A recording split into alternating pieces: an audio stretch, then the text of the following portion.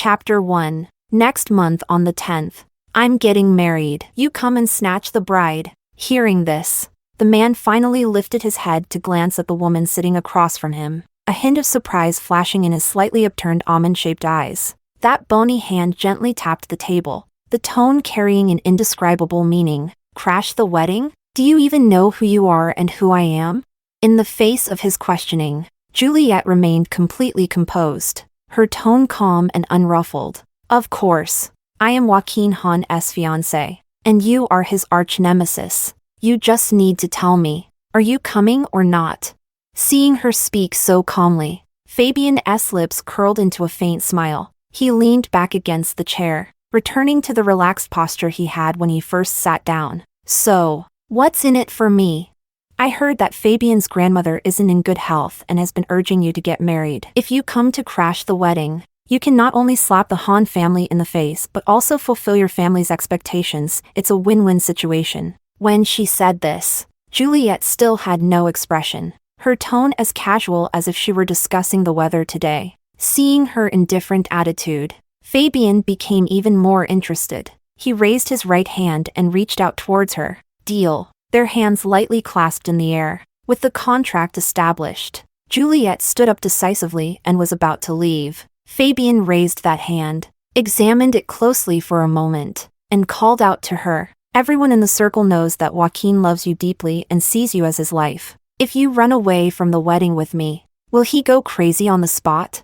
Juliette did not answer him. Her footsteps paused for just a moment before she left without hesitation. Passing by the square, the central screen is playing an interview. On the screen, wearing gold-rimmed glasses and dressed in a suit, Joaquin immediately attracted the attention of all the girls in the square. Juliette also stopped in her tracks, listening intently to the familiar voice in her ears. Host, Han, may I ask why you are in such a hurry to acquire the brand Jasmine?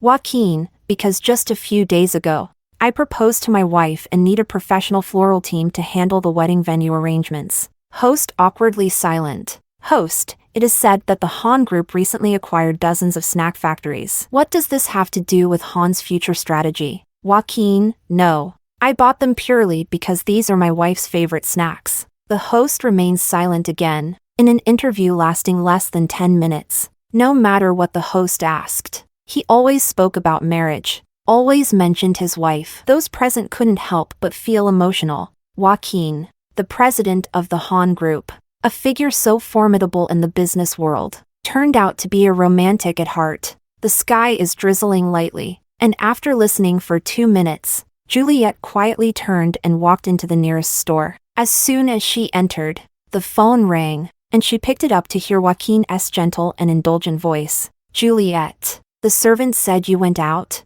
It's raining outside. Where are you? I'll come pick you up. She slightly tightened her grip on the phone and took a while to respond. Aren't you supposed to have a very important meeting today? You should focus on that. I can take a taxi by myself. There was no hesitation on the other end of the line, and his voice came through again. No, nothing is more important than you. Send me your address, and I'll come over right now. Juliette no longer refused. After the call ended, she had just sent the address when 2 new message notifications appeared on the screen. It was the private detective she had hired a few days ago, sending the latest update. Han didn't go to the office today. He went to the hospital to accompany a woman for her prenatal checkup and just came out of the hospital. Below the message was a high-definition photo. In the photo, Joaquin was helping a woman push open a door that had the words obstetrics and gynecology written on it. A few girls nearby were still discussing how happy it would be to marry Joaquin,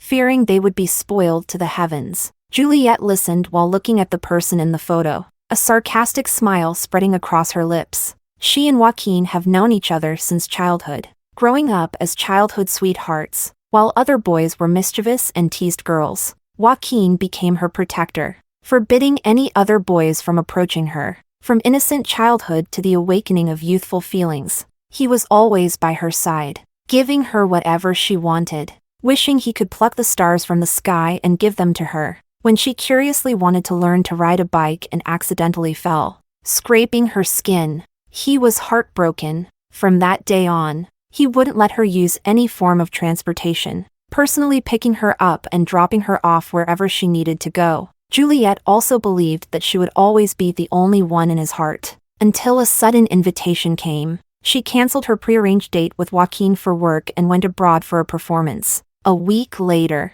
she returned to the country, only to find that everything had changed. On the night she left, Joaquin was actually planning to propose to her. The grand proposal he had meticulously prepared did not wait for its heroine. Heartbroken, he got drunk and mistakenly entered the wrong hotel room, spending the night with an employee from the company. 2 months later, the news of this employee's pregnancy unexpectedly spread, alarming Joaquin's grandmother. The old man threatened to die, insisting that he protect this child. He also said Juliette was obsessed with her dance career and was unlikely to want children, urging his grandson to leave some bloodline for the Han family. Joaquin was filial and didn't want to hurt his grandmother's feelings, so he had no choice but to sign an agreement with this employee. He exchanged a large sum of money, demanding that Daniela leave after giving birth to the child. Later, after Juliette returned to the country, he couldn't wait to propose to her again. He thought that as long as he did this,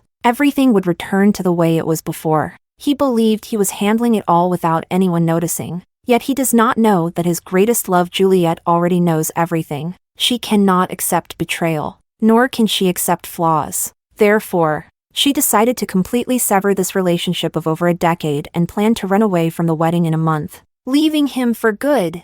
Chapter 2. Juliette. Have you been waiting so long that you're hungry? I prepared some snacks and milk tea. Would you like to have a little something first? The person who suddenly appeared in front of the glass window interrupted Juliette's thoughts. She shook her head and walked over to his side. Joaquin reached out to hold her hand, and she instinctively looked down, immediately noticing the stains on the trench coat that had somehow gotten there. His gaze followed her as she removed the trench coat, and he took off his jacket, wanting to drape it over her, but she dodged away. He was taken aback for a moment, then stepped forward, wanting to take the trench coat from her. Give it to me. You like this piece of clothing so much. I'll take it back to have it cleaned. Juliette shook her head, directly tossing the garment into the trash can by the roadside, her tone indifferent. Just throw it away. I don't like things that are stained. You know I have a cleanliness obsession. Looking at her cold expression, Joaquin's smile froze. He knew that she was talking about more than just clothes. She was talking about feelings. After that night, he was engulfed in pain. He was afraid that Juliette would leave him because of this. Afraid she would propose a breakup. Afraid they could never return to how they were before. So he could only hide it secretly. Yes, as long as he kept it a secret. Once the child was born, he would hand the child over to his grandmother for adoption, and everything would be fine. He dared not know Juliette's reaction after she found out. He could lose anyone, except Juliette. His expression changed, but Juliette didn't look at Joaquin's face. She simply gazed quietly out the window, recalling the moment she first learned of this matter, thinking of the years of feelings, thinking of how Joaquin loved her dearly. She had tried to hide all the pain, acting as if nothing had happened, but she couldn't do it. She couldn't accept the slightest flaw. So, after struggling for 2 months, she decided to let herself go. Juliette knew that if she directly proposed to cancel the engagement, Joaquin would never accept it, no matter what. After all, she had once proposed to break up for the sake of her dance career. That time, Joaquin relentlessly followed her around, begging her to get back together for a month. She didn't want to repeat the same mistakes. That's why she planned this wedding snatch. If anyone in this circle could take her away from Joaquin, it would only be one person, his arch-rival, Fabian. So, she sought him out today. Fortunately, he agreed. All the way, Joaquin continued as usual, trying to find different topics to make her happy. But Juliette just couldn't muster any interest and fell asleep against the window. When she woke up, she found herself lying on the bed in the bedroom, and the aunt had brought her ginger tea. Juliette. This is Han's freshly made ginger soup. He was worried you might catch a cold and asked you to drink it as soon as you wake up. He is currently in the garden picking fresh flowers. Should I ask him to come up? Juliette shook her head, got up, and walked to the window. As she glanced down, She saw him carefully arranging a bunch of roses in a vase, looking extremely focused. Half an hour later, Joaquin came upstairs with the freshly arranged flowers and presented them to her. Asking if she liked them, she gave a soft hum, and his face instantly broke into a smile. At night, Juliette stared at the ceiling, unable to fall asleep for a long time. At 11 o'clock, there were 2 knocks at the door, and Joaquin walked in holding a pillow, insisting that he couldn't sleep and wanted to sleep with her. Juliette didn't refuse, making space on the bed, allowing him to wrap his arm around her shoulder. Half an hour later, a soft breathing sound came from beside her. She reached out her hand, pulled out his phone from under the pillow, unlocked it, opened WeChat, found Daniela, and directly scrolled to the top. From March to April, Daniela reported on the child's situation to him punctually every day, her tone reserved and humble, yet Joaquin never replied to a single one. On April 17th, a green message finally appeared on the right side. Stop sending messages. Don't you know what this child means to me? Everyone is looking forward to his arrival, but except for me. Daniela only replied with a simple apology. For more than a month after that, the two did not chat again, but by mid-May, Daniela started reporting punctually again. Scrolling down, the green messages slowly increased from 0. The word count grew, and the tone became less cold. I saw that you've lost quite a bit of weight after work. Eat more. The child needs nutrition too. I heard that someone in the company is gossiping and bullying you. Are you an idiot? Being bullied every day. Just come to me directly if there's something. In a couple of days, a typhoon is coming. Stay at home and don't go out. I'll have my secretary send some supplies over. If I remember correctly, she was rehearsing the latest dance drama abroad for the entire month of May. The private detective said that during that time, Mrs. Han brought Daniela back to the Han family, wanting to bring the two closer together. So since then, has Joaquin started to care about Daniela?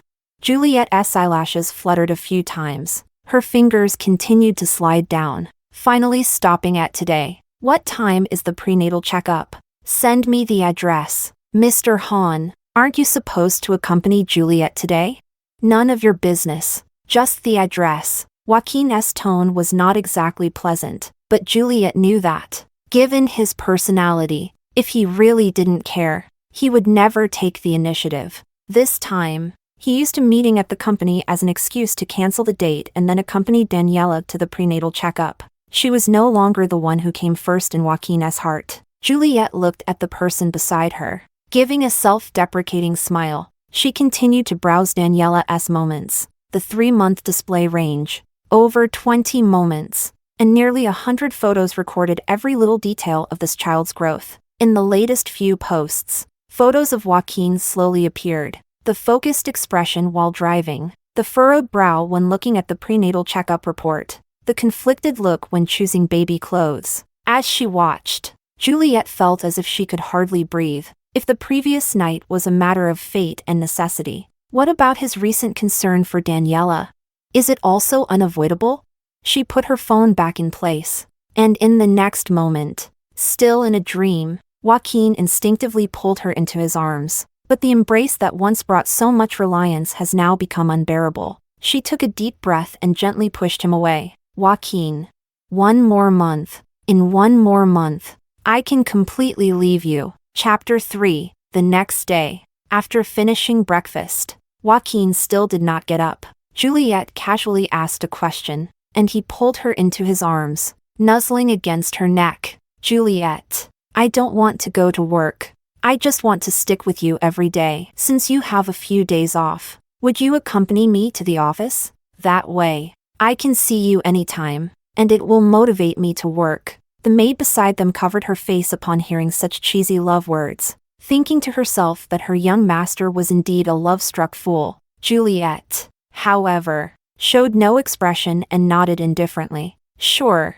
it just so happened that she also wanted to meet that Daniela. Upon arriving at the office, Joaquin held her hand and didn't take the private elevator to the CEO's office. Instead, he swiped his employee card and pressed the button for the 17th floor. The planning department has a collaboration to discuss this morning. Let's go check it out. He spoke to himself. Juliette remained silent. Although she had never worked in a corporation, she understood that if it was indeed an important collaboration, it would definitely be held in the top-level conference room. Recalling the selfie she saw last night on Daniela's social media, where she was wearing a planning department badge, Juliette instantly understood. The drunken man's intention is not in the wine. Just as they exited the elevator, the two heard a piercing voice of cursing coming from the room. "What I want is American coffee. How do you do your job? You can't even get a cup of coffee right? You look like a country bumpkin, and your brain is just as dull. How could your company hire such an employee? Can't you send someone smart and good-looking to handle this?" Hearing the dissatisfaction of the partners, Joaquin instinctively frowned. As soon as he entered and saw Daniela with her head down being scolded, a hint of coldness flashed in his eyes, and he directly released Juliette's hand and walked quickly forward. "Boss Wang, I assume you are here to discuss cooperation this time, not to humiliate our company's employees. If you are of such character, then Han Wang and our company will surely have no opportunity for cooperation in this lifetime." A few cold, icy words made Boss Wang flush with embarrassment. He couldn't believe that Joaquin would directly confront a partner over an ordinary employee. He felt trapped and didn't know what to do. The entire office was in an uproar, whispering among themselves. Juliette stood in place, listening to the discussions around her, but her eyes were fixed on Joaquin. He seemed oblivious to the gazes, wearing a cold expression as he led Daniela back to their workstation. A glance at the sticky notes on the desk made his expression turn even colder. "Prepare the meeting room at 10, and copy the documents at 2? I remember the planning department has assistants. Are all these trivial tasks being pushed onto Daniela? Find out who wrote these sticky notes. Anyone not fulfilling their duties will be fired." After a few words, the faces of more than half of the employees turned pale, and the office fell into silence. Daniela was immensely grateful, her gaze towards him filled with deep affection. As she turned to the side and saw Juliette standing at the door, she froze, her emotions dissipating like smoke in an instant. Watching her change, Juliette looked down and turned to leave the office. Joaquin searched for a full hour before he found her on the rooftop of the group. Seeing her expression was off, he realized it might be because of what happened earlier with Daniela, and he quickly hugged her, explaining, "Juliette, don't misunderstand. I just can't stand to see the company's employees being bullied." Juliette showed a sarcastic smile, suddenly feeling a strong urge to expose him. But in the end, she still held back and softly said, "I didn't misunderstand. I just wanted to come up and clear my mind. You stood up for the company employees, which is only right." Joaquin finally breathed a sigh of relief and took her downstairs. During lunch, Joaquin was picking out the bones from the fish while listening to his assistant's report. "Mr. Han, are you going to the charity auction tonight?" "Yes. Have the organizers send over 3 invitation tickets." 3 sheets? The assistant glanced at Juliette, somewhat uncertain about the number, and raised a question. Joaquin also turned around, catching the calmness in her eyes, and explained to her again, "Today Daniela was scolded for being a bumpkin. I saw she was about to cry. Since it's just a dinner, I thought of taking her out to see the world and cheer her up." "Juliette, I have a meeting this afternoon. If you're free and have nothing to do, take her out for a stroll, just to pass the time." Unprovoked kindness, clumsy lies, evasive glances, none of it could deny that Joaquin was speaking insincerely, his heart and mouth at odds. Juliette quietly watched him, still not confronting him, and with a hum, she agreed. So for an entire afternoon, Daniela stayed by her side, first going to buy a few evening dresses, then picking out a set of jewelry, and finally going to the hair salon for a new hairstyle. The two walked one in front and the other behind,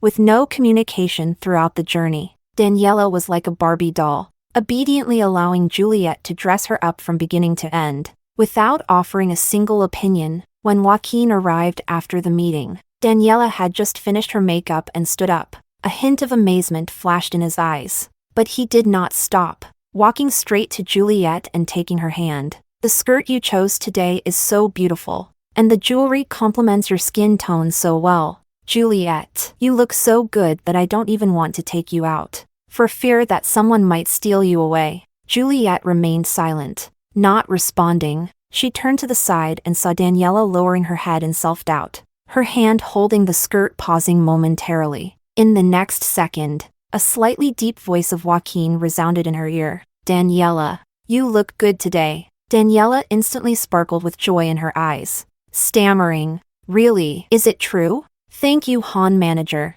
She probably really likes Joaquin because after that compliment, she maintained a happy demeanor throughout the rest of the banquet, until the auction segment. For this auction banquet, Juliette specifically donated 3 pairs of pearl earrings, totaling 3 million. In the end, it was all bought back by Joaquin for a total price of 10 million. Hearing the rising and falling bids in the venue, Daniela thought of something. Trembling with fear, she mustered her courage and tugged at Juliette's hand, her tone filled with hesitation. "Juliette, are the items donated at the auction always this expensive? I didn't know before." Seeing her fidgeting, Juliette was about to explain when the auctioneer on stage happened to showcase the new auction item. Lot number 32, a handmade wishing star donated by MS. "Daniela, starting bid is 1 yuan. Before the auction begins, let us invite MS Daniela to stand and be acknowledged." Chapter 4. All previous auction items had this segment. Daniela could only force herself to stand up. The curious gazes coming from all directions turned into uproarious laughter when they saw her face full of shame. 1 yuan? Are you kidding? She dares to donate something so worthless? Everyone who comes here is someone important in the circle. How did this Cinderella manage to get in? Can we kick her out? Daniela was mocked to the point where her face turned purple and blue, and she directly buried her head down. In an instant, the atmosphere in the entire venue was ignited, and everyone was laughing at this auction item. Joaquin's face instantly darkened, prompting him to have his assistant raise the paddle. Lot 17. Mr. Joaquin bids 10 million. All eyes in the room were once again focused on the center area, and this time everyone looked at Joaquin in shock. Seeing him bid so high, the others momentarily stopped laughing, speculating whether this box of stars had some special quality they hadn't noticed, and tentatively raised their paddles. Joaquin also showed no weakness and chased after it, ultimately winning it at the astronomical price of 300 million, causing the entire room to gasp in astonishment. A box of stars for 300 million? Han, are you out of your mind? Even if it's special, it's not worth 300 million, right? Hearing the whispers behind her, Daniela, for some reason, lost control of her emotions and ran out of the venue with red eyes. Joaquin watched her retreating figure, his brows furrowing immediately. "Juliette, take a look first. If you see something you like, just bid on it. I have urgent matters to attend to." After saying that, without waiting for Juliette to respond, he hurriedly chased after her. After a moment of silence, looking at the prying eyes around her, Juliette also stood up. "The corridor is very quiet, and although there is some distance between us, I can still clearly hear Daniela's choked voice. Han, you shouldn't be so good to me. The more you care about me, the more I fear losing you, because I know in the end I have to return you to Juliette. Just thinking about that day makes me very painful, but I can't fight for you. You never belonged to me in the first place." Listening to her words, Joaquin furrowed his brow tightly. "Han, let's end it here, okay?" Seeing the person in front of him continue to say they wanted to leave him, he could no longer control the overwhelming anger in his heart, and directly pulled her into his arms and kissed her. A chill rose from the soles of her feet, surging straight up to Juliette's heart. She stared fixedly at the two people lost in their kiss, her fingers trembling uncontrollably. It was unclear how long it had been, but Joaquin finally released Daniela. He raised his hand, breathless, to wipe away the tears on her face. "Daniela, I don't even know what's wrong with me. Seeing you so submissive makes me lose control, so you need to take care of yourself and not let anyone bully you. Otherwise, I can't help but want to protect you. There are only a few months left. Once you give birth to the child, we will part ways, and we will never see each other again." Joaquin spoke each word with great intensity, unsure if he was comforting Daniela or trying to hypnotize himself. Juliette wanted to laugh, but her entire face froze, unable to show any expression. She raised her hand to touch her cheek, her fingertips feeling the cold, damp sensation. Clearly, she had already made up her mind to give up. But why? Upon seeing this scene, did her heart still ache? She wiped away her tears bit by bit, then turned and left. Juliette, I only allow this to be the last time. The last time you cry for Joaquin. On the way back, Juliette sat in the back seat. Joaquin paused for a moment, a hint of guilt flashing in his eyes. The assistant took Daniela home. She cried a lot today, so I comforted her for a while longer. Juliette, please don't be angry, okay? Juliette didn't want to hear him speak anymore and closed her eyes. I'm not angry. I'm just tired. Joaquin wisely kept his mouth shut. For the entire night, the two of them did not speak again. The next morning, Joaquin took her to the dance troupe as usual. Just as they reached the entrance, a woman in her 30s came charging at her with a knife, her face filled with hatred. Juliette, why can't you even let me have my curtain call performance? The leading role that I fought so hard for, and you want to take it away. Seeing the sharp blade thrusting towards her, he didn't think twice and stepped directly in front of her. Juliette. The security who rushed over subdued the knife wielder, but Joaquin collapsed in Juliette's arms. A piercing pain spread from his chest, and he felt as if all his strength was being drained away. His mind blank. As far as the eye can see, the last thing I saw was Juliette's eyes, filled with panic and disbelief. He exerted the last bit of his strength to raise his hand, covering her eyes, and the last words that squeezed out from his throat were not a cry of pain, but, be good. Don't be afraid. The ambulance arrived quickly and took the person directly to the emergency room. The lights in the operating room went out 2 hours later, and when the doctor came out and saw the already numb Juliette, his tone was filled with emotion. The surgery was successful. Han is fine, but if it had been off by a few millimeters, it would have pierced the heart, and he would not have been saved. Juliette, Han has always unhesitatingly stood in front of you to take the blow, truly loving you to the core. Juliette's tense body finally relaxed. She couldn't speak, lowering her head, lost in thought as she stared at the bloodstains on her clothes. 10 minutes later, the phone suddenly rang. She answered, and Fabian's somewhat anxious voice came through her ear. The news reported that you were attacked. Are you hurt? No. Joaquin stood in front of me. There was silence on the phone for over 10 seconds. Then suddenly a self-deprecating chuckle came through. Does he love you this much? What? Are you moved? Should we cancel our collaboration? Even Fabian himself did not notice that there was a hint of inexplicable tension in his tone. Juliette did not answer him immediately. Her mind was a mess, flashing through many images. In his youth, Joaquin fought a gang for her and lost his chance for guaranteed admission to Tsinghua University. After graduation, she ran around for dance, and he followed her around the globe. As long as she said a word, no matter where he was or what he was doing, he would always appear in front of her at the first moment. Joaquin loving her is an undeniable fact, but while he loves her, he will also fall for other women. What Juliette wants, however, is to be the only one. She will not give up her principles for his love, just as she will not sacrifice her career for his proposal. On matters of principle, she will not forgive. Never forgive. The long silence made Fabian mistakenly think that the other side had already hung up the phone. Just as he was about to hang up, he heard Juliette's resolute voice. No need to cancel. Continue. Chapter 5. After the Han family arrived, Juliette left the hospital and went to the police station. By the time the statement was finished, it was already 4 in the afternoon. She hailed a cab, and just as she got in, Joaquin's assistant called. Juliette, Mr. Han has already woken up. I've contacted someone to handle the incident from this morning, but Mr. Han is still worried and insists on going to the dance troupe to thoroughly investigate the matter, saying he's afraid you might encounter danger again, but the doctor said he was seriously injured and needs to rest. Otherwise, the wound could reopen, which is very dangerous. Can you please go and persuade him?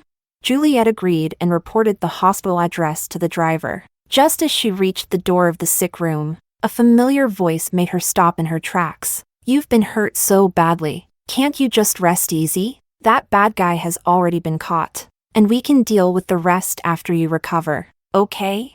It was Daniela's voice. "I know how to take care of myself. You don't need to worry." Joaquin's tone wasn't exactly pleasant, but by saying that, he had essentially agreed with her. No one understood his contradictory nature better than Juliette. As the two talked, the atmosphere gradually improved. Juliette listened for a moment, then pushed the door open and walked in. Immediately seeing Daniela holding a bowl of porridge to feed him, he lowered his head obediently and drank. The two of them looking just like an old married couple. Even the way they turned to look back at the sound was exceptionally in sync. Juliette quietly watched them, without saying a word.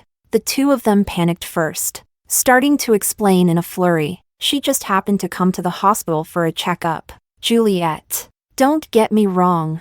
Han helped me a while ago, and I'm very grateful to him. When I heard he was injured, I wanted to come and see him. Han said he was hungry, and I was afraid of aggravating his wound, so I only fed him." It turns out it wasn't that in sync after all. Juliette pondered, momentarily at a loss for words. Seeing her silence, the two people whose testimonies didn't match became even more flustered. Daniela, fearing it might affect the two, hurriedly stood up and walked out. "Since Juliette is here, I won't disturb you any longer." The soft sound of the door closing coincided with the sudden downpour outside. Joaquin instinctively wanted to chase after her, but after glancing at Juliette, he stopped in his tracks. "She came over after hearing I was injured on her way to the prenatal checkup." "Juliette, don't overthink it. The facts are right in front of her. Juliette doesn't need to worry too much." She didn't say anything more, walked to the bedside,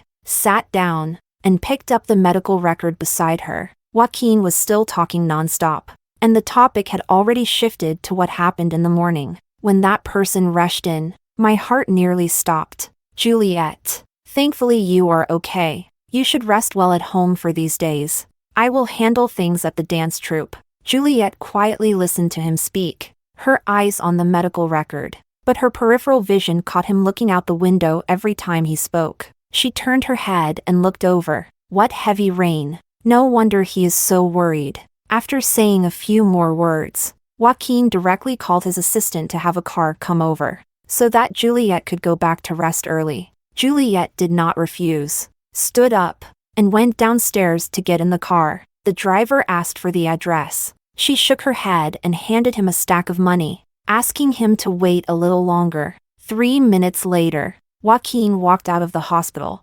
holding his wound, and got into the assistant's car. Juliette then had the driver follow. The car in front is driving extremely slowly, as if searching for someone along the street. After dragging on for 300 or 400 meters, the car came to a stop. Joaquin walked down holding an umbrella, grabbing Daniela who was hiding from the rain under the eaves, completely soaked. "Get in the car!"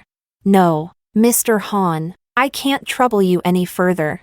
Daniela's refusal made Joaquin very angry. He pressed his lips together, his tone filled with irritation. "You're carrying my child. If you refuse again, I'll kiss you in the street." The sound of rain pattered softly, and the heated argument between the two was clearly heard by Juliette. She saw Joaquin with his arm around Daniela's shoulders, holding her as they returned to the car. The umbrella tilted, with most of it covering Daniela's head, and the bandage wound on his chest was thoroughly soaked by the rain, faintly revealing some red. Raindrops splattered against the window, falling on Juliette's face, resembling tears. She closed the window and remained silent for a long time before speaking. Let's go. Chapter 6. After more than a month of recovery, Joaquin was discharged from the hospital. As soon as he recovered, he began preparing for the wedding arrangements. From wedding dresses to rings, from jewelry to bouquets, everything must be carefully examined and questioned, picking out the most satisfactory items to take home for Juliette to choose her favorites. After looking for 4 or 5 consecutive days, she remained uninterested and couldn't muster any spirit. Joaquin thought it was because she didn't like them, so he hurriedly asked his assistant to bring new ones, batch after batch. Even Juliette grew tired of it and couldn't help but call for a stop. "How about we cancel the wedding?" Joaquin's expression changed instantly, tightly gripping her hand, his tone filled with panic. "Did I do something wrong to make you unhappy?" "Juliette, You can hit me or scold me, but can you please not say things like canceling the wedding? You know, marrying you is my only wish in this lifetime. Juliette knew that what he said was heartfelt. As soon as he turned 18, he began to subtly inquire about her preferences, asking her what kind of wedding she wanted. By the time he turned 22, the legal age for marriage, he was so eager that he directly took her to the Civil Affairs Bureau to get their marriage certificate. In the end, although they couldn't complete the process due to incomplete documents, he would still occasionally bring it up. In the past 2 years, Juliette has devoted herself to her career. Although she verbally promised him, the wedding has been postponed repeatedly due to rehearsals for the dance drama. This delay led to the arrival of a child, and in their eyes, there were only the two of them, which also caused a rift due to the presence of outsiders. As she recalled these past events, Juliette's eyes flashed with a hint of melancholy. She lowered her gaze, her tone flat. You know, dancing has been my lifelong dream, and I can never give it up. I have to travel for work every month and have closed rehearsals. I simply can't find the time to be with you. Joaquin shook his head stubbornly, his tone filled with pleading. I can wait for you. I've waited for so many years. As long as you marry me, I am willing to wait as long as it takes. Seeing the stubbornness and fear in his eyes, Juliette knew he wasn't really listening. Not wanting to waste more breath, she smiled faintly. Don't get excited. It's just a joke. Joaquin directly pulled her into his arms, his tone muffled. Don't make jokes like that. I might die. Juliette closed her eyes, her face expressionless. Joaquin, when I learned the whole truth, I almost died too. Now, you and I must die once for it to be fair, right?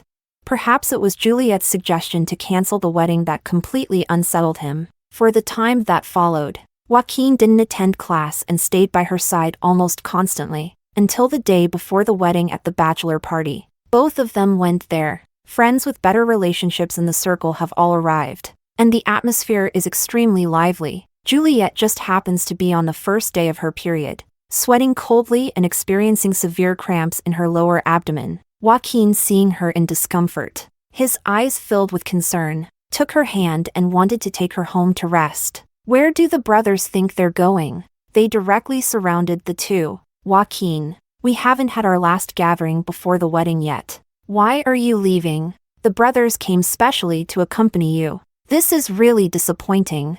No matter how Joaquin explained, he couldn't convince these few drunkards. Juliette was also a bit helpless, so she had to take a step back and said it was fine before returning to the sofa. Joaquin quickly called his assistant, asking him to bring some warm clothes and heating pads, and to also bring some ginger tea with brown sugar. Half an hour later, it was Daniela who opened the private room door. Seeing her, Juliette hadn't said anything yet when Joaquin frowned first. Why is it you? Daniela's tone was quite timid. Assistant Young had something to do, so I came to deliver it. He originally wanted her to put down the things and leave, but several brothers insisted on pulling him to play games. He was worried that Juliette would be uncomfortable alone, so he had to let Daniela stay and help keep an eye on her. Chapter 7. As soon as the game started, Joaquin won the first round. He drew a card and read it aloud in front of everyone.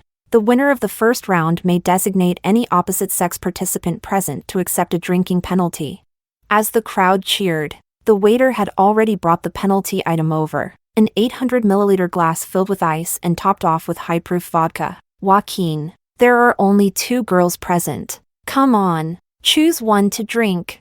Everyone knew that Juliette was on her period, and besides, with Joaquin being so in love with Juliette, how could he possibly let her drink such strong alcohol? So everyone turned their gaze to the visibly anxious Daniela. As a result, Joaquin was indecisive, saying, "Let's change it. Just consider it me breaking the rules of the game. You can pick any of the sports cars in my garage." Although the sports cars were tempting, his rare state of inner conflict intrigued the group of wealthy young men even more. Several of them sensed something unusual, exchanged glances, and refused to agree, insisting that he must choose one. Under the watchful eyes of everyone, he hesitated for a long time before finally uttering that person's name. "I choose the punishment." Juliette. This unexpected choice caused an uproar. with looks of surprise and shock on everyone's faces. Juliette was in so much pain that her face lost all color. Upon hearing this, she raised her head and looked at him deeply. This meaningful glance immediately made Joaquin feel as if he were sitting on pins and needles. Just as he was about to stand up and explain, Juliette had already taken the wine glass handed to her by the waiter, sneering as she tilted her head back. As the cold liquid just touched her lips, a pair of hands suddenly reached out from the side and snatched the glass away. The sudden turn of events startled everyone, who turned to look. Out of nowhere, Fabian entered, raised a full glass of strong liquor, and downed it in one gulp. Then, he turned his wine glass upside down, gesturing to the entire room, and finally looked at Joaquin with a mocking expression. "Sorry, I happened to be thirsty. Did I disturb Mr. Han's elegance? But being able to shield a beauty from drinks is considered my honor." The two had always been at odds. Every time they met, it was filled with sarcasm. The seasoned veterans at the scene dared not offend either side and all shrank to the sides. Upon seeing him, Joaquin became even more irritated. After being mocked like that, he could no longer sit still and directly pulled Juliette behind him for protection. "As for my relationship with Juliette, it's really none of your business. Starting tomorrow, she will be my wife, and I advise you to stay away from her." "Tomorrow, wife?" Fabian softly repeated these two words, a cryptic smile appearing at the corner of his mouth. No one understood what he was smiling about, except for Juliette. She turned her eyes to the clock hanging on the wall. The hour hand pointed to 12 o'clock. It was already a new day. Her wedding was about to begin. It was already 2 o'clock when she got home. Joaquin looked at her pale face and hurriedly explained. "Juliette, Daniela is pregnant and can't drink. So much time has passed." Yet Joaquin has never told Juliette that he accidentally had a relationship with Daniela, and he has remained silent about the pregnancy. He thought she didn't know anything, which is why he dared to flaunt Daniela in front of her. But there is no such thing as a wall that doesn't let the wind through. She clearly knows everything, yet still plays along with him in this act. Just like now, she has to pretend to be unaware and ask him when Daniela got married, and who the father of the child is. Joaquin was silent for a long time, and finally shook his head, saying he didn't know. Juliette couldn't help but let out a soft laugh. This inexplicable laugh made the already guilty Joaquin even more flustered, and he quickly changed the subject. "Juliette, there are only a few hours until the wedding. Let's get some rest, okay?" Juliette looked up and glanced around, her eyes filled with complex emotions. "I'm a bit nervous and can't sleep. I'm moving out tomorrow. Can you help me pack up?" Chapter 8. Joaquin would do anything for her. The two of them stayed awake all night, sorting through all the photos taken together, the gifts exchanged, and the memories collected over 20 years. Every time he came across something, Joaquin would think of the past, his eyes filled with smiles. "Juliette, this scarf is the one you knitted for me back then. I never had the heart to wear it. Look, it's still as good as new. This notebook contains the diary I wrote in high school. You cried so hard after reading it. Do you remember? I still have all these plane tickets. Back then, we visited 3 countries in 2 days, and you were so tired you could barely keep your eyes open." He was excitedly reflecting, yet he didn't notice that his girl was right across from him, never having smiled even once. For an entire evening, the two of them sorted out dozens of boxes, filling the living room. After dawn, the bride and groom cannot see each other, so Joaquin has to return to Han's house first. Before leaving, he reluctantly hugged Juliette, saying, "I can't bear to leave you, but luckily there are still a few hours left before I take you home as my wife. Juliette, promise me that you will never leave me for the rest of your life, or I will die." She let him hold her, lowering her gaze, not saying a word. She can't agree to him, because today is their final farewell. After the sports car drove out of the villa, the butler approached and asked how to handle these things. She didn't even lift her head as she went upstairs, her tone indifferent. Burn them all. This wedding, planned for nearly 3 months, commenced amidst the sound of fireworks. Under everyone's gaze, Mr. Seuss slowly walked out with Juliette, the female guests, who had been waiting for a long time. revealed expressions of surprise upon seeing the bride's wedding dress. The Han and Su families are marrying. Such a grand wedding. I thought they would choose a heavily customized wedding dress. But why does it look so ordinary?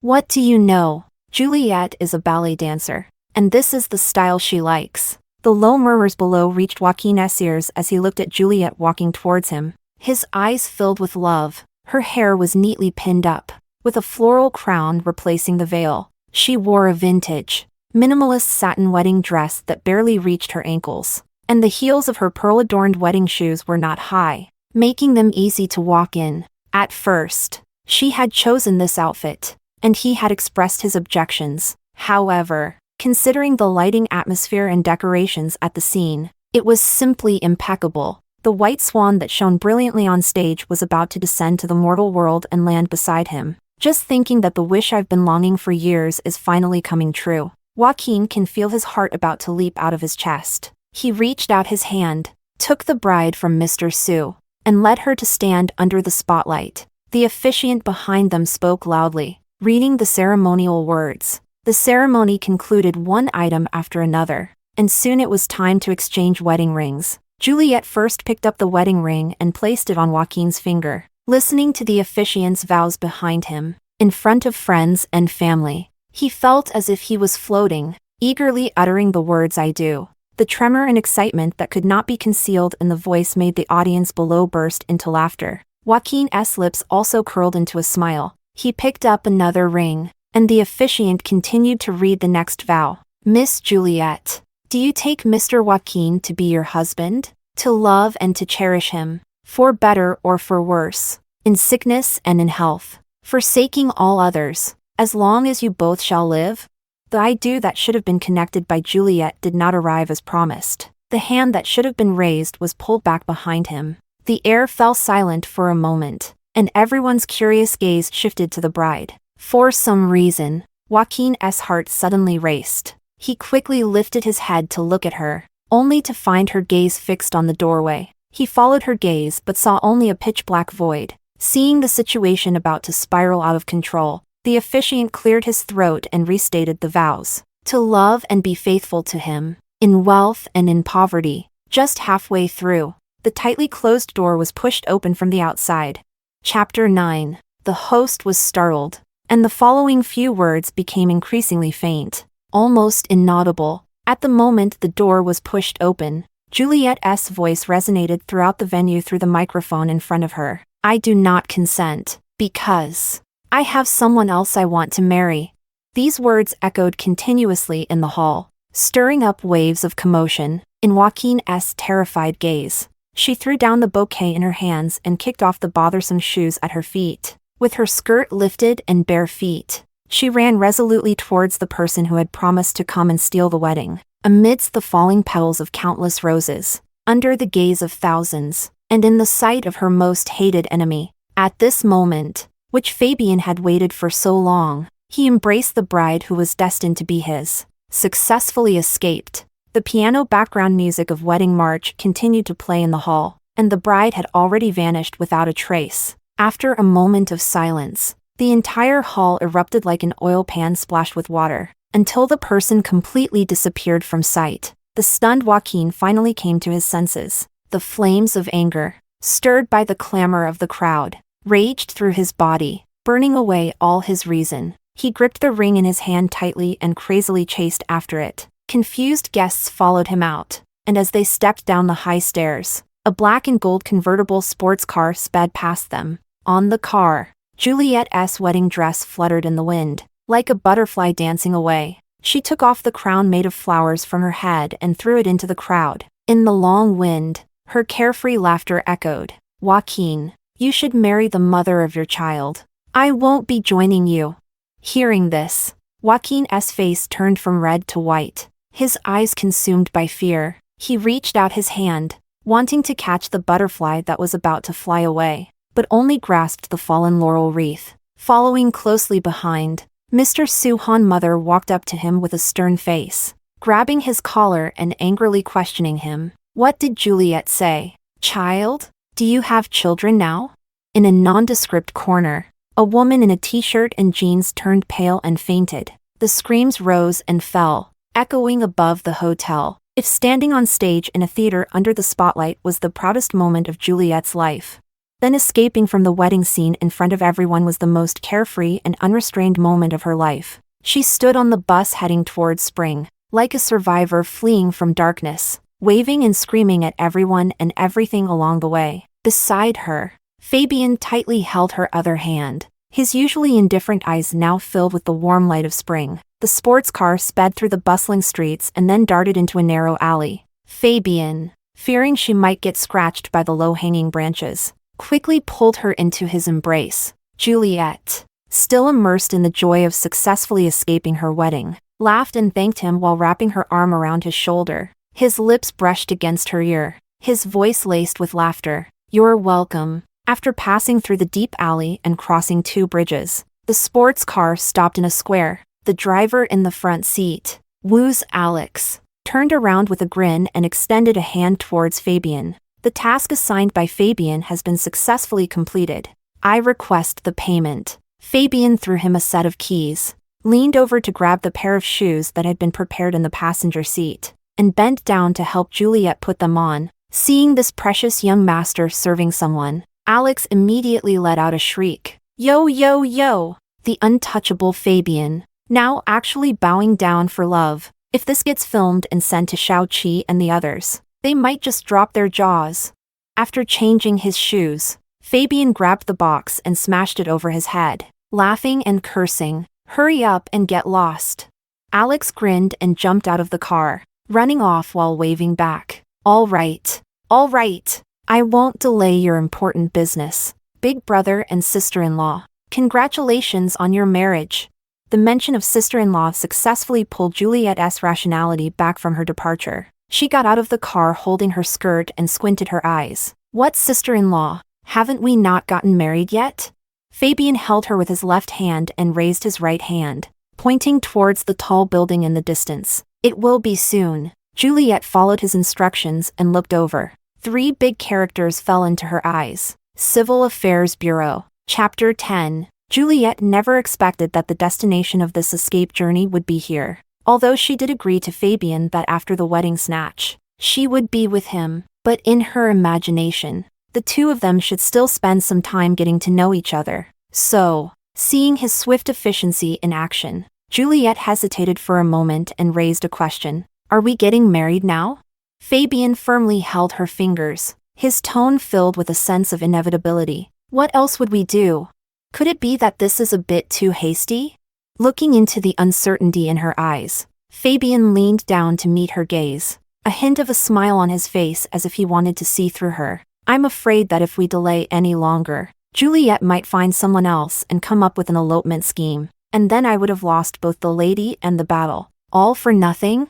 For Juliette, this is a complete misunderstanding. She immediately made her stance clear. "I am not someone who breaks promises." Fabian nodded affirmatively, pulling her along to leave. "Then let's go." Juliette was still somewhat hesitant, and Fabian couldn't persuade her, so he turned back and decided to scare her with the words he had thought of earlier. "Joaquin is a complete lunatic. If we don't get the marriage certificate today, he might just break into my house tonight with people and kidnap you. Wouldn't that be a futile effort?" Others might still have doubts, but given Joaquin's character, he is truly capable of doing such things. As soon as the words left her mouth, Juliette's inner turmoil and worries vanished in an instant, and she grabbed Fabian, sprinting towards the Civil Affairs Bureau. It was only when she walked into the hall that she remembered something very important. Are we really getting married with empty hands, without preparing anything? Fabian pulled out the materials he had prepared long ago from his pocket and handed them to her. Looking at the sudden appearance of the item in her hand, she widened her eyes. "Where did you get my ID and photo from?"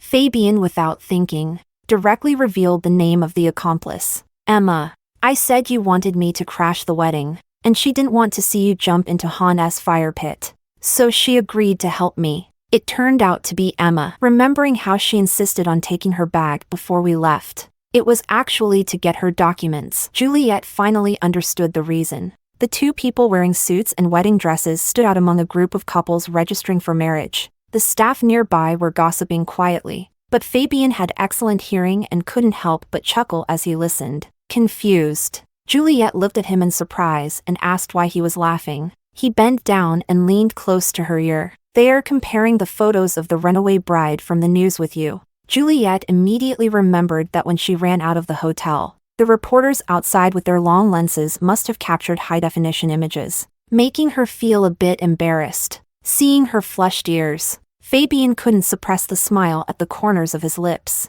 He opened his arms to her, pretending to be serious. If Juliette feels embarrassed, I can lend you a safe haven to hide in. The more he said this, Juliette felt less fear. She straightened her body, puffed out her chest, and murmured softly, "If you want to see, then see. What's there to hide? It's just running away from a wedding. Something most people wouldn't dare to do." Fabian nodded repeatedly at her words, very much in agreement. After filling out the registration form and completing the review, the two of them walked to the photo area, ready to take their registration photo. It was her first marriage, and with Fabian, Juliette felt a bit shy and restrained. Fabian tidied up her hair that had been blown by the wind, then took out a dazzling diamond necklace from his pocket and carefully placed it around her neck. The jewelry expert Juliette recognized at a glance that this was the breeze of promise that had been auctioned off for $2 billion a while ago. A hint of surprise flashed in her eyes as she stared at him.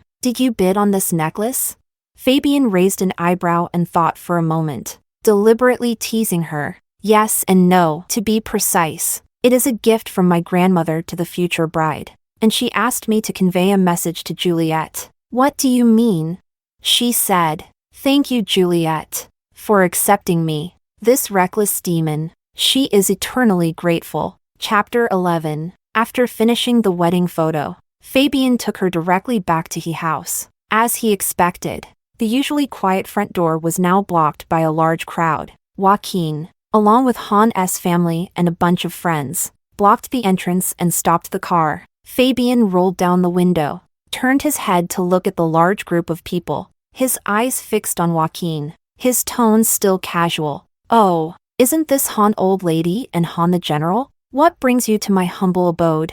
Seeing that he was still pretending, Joaquin's anger surged. Gritting his teeth, "Hand over Juliette and Fabian, or I won't let this go." Watching him turn pale with anger, Fabian's smile grew increasingly unrestrained. "Han, haven't we always been at odds? When has it ever ended? Whatever you want to do, feel free to make your move. I'm ready for a fight at any time. As for Juliette, she is now Fabian's wife, and I advise you to keep your distance from her." "Wife? What wife?" The words left those behind looking at each other in confusion, and a hint of bewilderment flashed in Joaquin's eyes. "She is clearly my fiancée. When did she become your lady?" "Fabian, do you dream of stealing weddings now?" Seeing him in such a frantic state made Fabian feel relaxed and at ease. He took out the wedding photo, flipped to the registration page, and extended one hand to showcase it to the people outside. "Han, you must not slander me. I am legally married to Juliette. Since everyone is here, let's admire this wedding photo that we are both very satisfied with. It's freshly printed and still warm." Upon hearing this, everyone gathered around to take a closer look. More eye-catching than the smiling photo of the two people was the bright red stamp below. After confirming it several times, the voices of Joaquin's few little followers began to tremble. "Brother Han, this marriage certificate seems to be real." Joaquin's face instantly turned pale. He rushed over and snatched the wedding photo, flipping through it countless times, his eyes filled with disbelief. He couldn't accept this reality. In a fit of anger, he tore the document in his hands to shreds, watching the shredded paper slowly drift in the wind. Fabian, with a face full of regret, turned his head and asked, "Wife, what should we do if he tore our wedding photo?" A calm voice came from the sports car. "Aren't there two copies?" Fabian showed a look of sudden realization, smiling as he took out a new wedding photo to flaunt in the car. "Now, everyone should believe that Juliette and I are married, right? What right do you outsiders have to meddle in our marital affairs?" This sentence sounds familiar. Recalling what happened last night, everyone present instantly understood why Fabian had that kind of smile on his face last night. It turns out that this wedding snatching was not a spur-of-the-moment decision, but rather premeditated. The blow this incident dealt to Joaquin was even greater than Juliette's immediate decision to run away from the wedding. He looked through the gap into the car, but couldn't see her face, only her long neck. The pain of late realization surged in his heart, making him unable to help but question out loud. "Juliette, you had long planned to elope, hadn't you?" Hearing his desperate howl, Juliette's expression showed no change as she calmly admitted it. "Yes, I had planned it long ago." Fabian looked at him with a smile and added, "It was while you were accompanying the mother of your child to her prenatal checkup that we arranged to discuss the elopement. After our chat, you even drove to pick her up. Do you remember the day she threw away a trench coat?" Chapter 12. That was more than 2 months ago. It turns out that so long ago, Juliette already wanted to leave. This news pierced through Fabian's chest like a sharp blade, the intense pain in his heart nearly causing him to collapse. "Why? Why are you doing this to me? Why won't you tell me anything?" Faced with his questioning, Juliette finally revealed the words she had suppressed for so long. "And what about you? Why are you doing this to me? Do you think that just because I've been abroad, I don't know anything? You even flaunt Daniela right in front of me. Do you think I'm that easy to deceive? If you care about her so much and like her so much, then just break up with me directly. Why do you have to play both sides? You cheated first, and the child is already 5 months old. What's wrong with me escaping from this marriage? What right do you have to question me?" Every word was powerful and resonant, causing the audience to fall silent. Joaquin never expected that the secret he had kept for so long was already known to her. A mix of guilt, panic, remorse, and regret surged up, and he rushed to the car window, incoherently trying to explain. "No, Juliette. Let me explain. I didn't know she was pregnant. It was discovered during the company health check. Grandma knew before I did, and it was her decision to keep the child. So At this point, he still wanted to shift all the blame onto others, and Juliette was completely disappointed in him. She closed her eyes and, unable to bear it any longer, interrupted him. "Yes, it's all someone else's fault. The 3 projects terminated with Boss Wong, the 13 people fired from the planning department, the 3 billion stars at the auction, that kiss in the hallway, the umbrella that leaned towards her in the rain, the glass of ice wine handed to me. None of it has anything to do with you, right?" Joaquin couldn't say another word. He stood there in a daze, his eyes vacant and devoid of any spirit. The old lady Han beside him saw her grandson like this and felt an immense pain in her heart. Stepping forward to protect him, "Juliette, Joaquin has treated you well over the years. You know it in your heart. 2 years ago, he said he wanted to marry you, but you kept rejecting him time and again for the sake of dancing. He wanted to propose to you, yet you abandoned him to go abroad. After he got drunk, he had a child with Daniela. What right do you have to blame him? He has felt guilty for so long, even denying his own flesh and blood, just to avoid you bringing up a breakup. He loves you deeply, yet you ran away from the wedding, bringing shame to our Han family. Don't you feel the slightest bit ashamed?"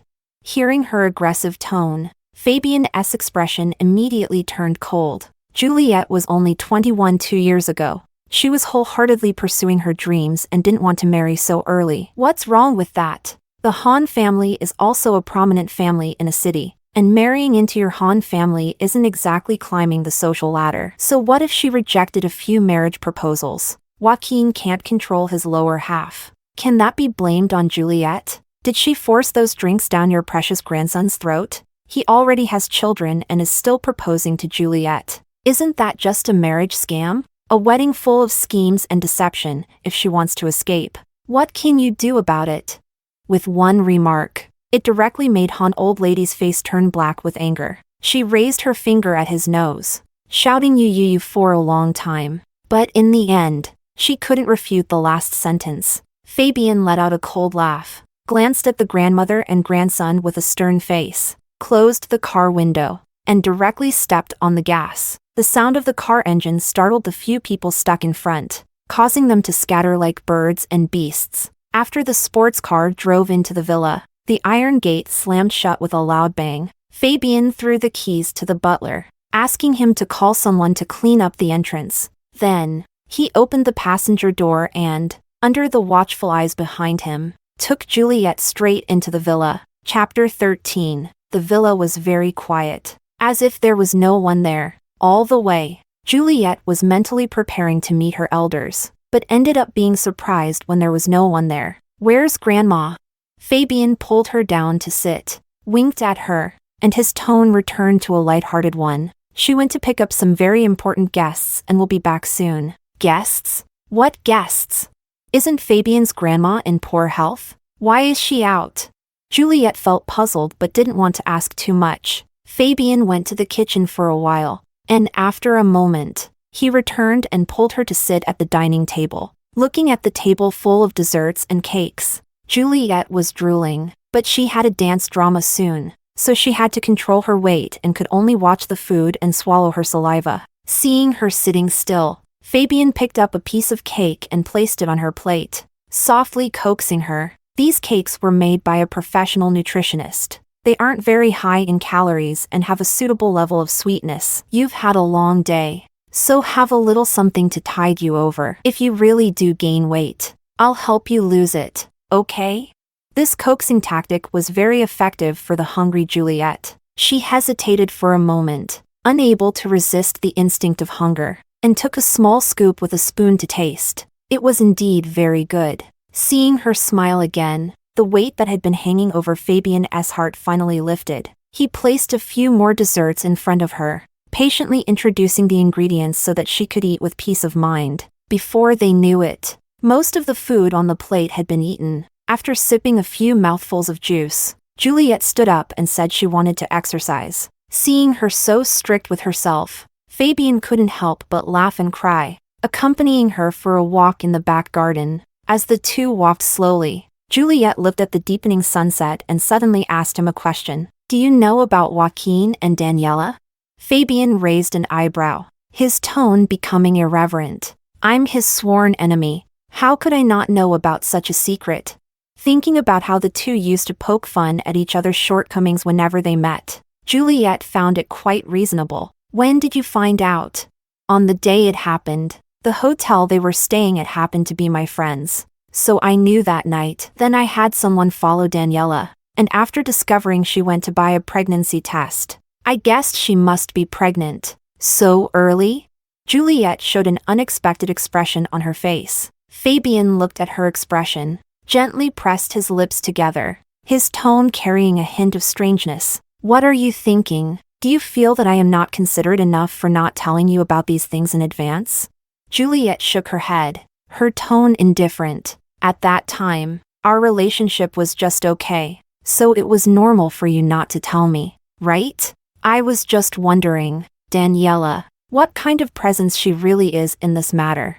Hearing her curious tone, Fabian thought she still cared about certain things, and a sense of irritation rose in his heart, making his tone not very pleasant. "She does have some moral boundaries, but not many. Although that night was Joaquin's fault, she is an adult, engaging in a relationship with a man without taking any contraceptive measures, knowing full well she was pregnant, and then going to a company health check that escalated the situation. It hardly seems like the actions of an innocent person. Han's family wants to exchange money for the child, and she agreed. After all, it's her biological son. This seems rather mercenary, doesn't it? Not to mention she clearly knows of your existence yet remains entangled with Joaquin, which can only be described as either foolish or malicious." Chapter 14. With Fabian's insight, Juliette had an epiphany. Before this, every time she encountered Daniela, she always appeared timid and weak,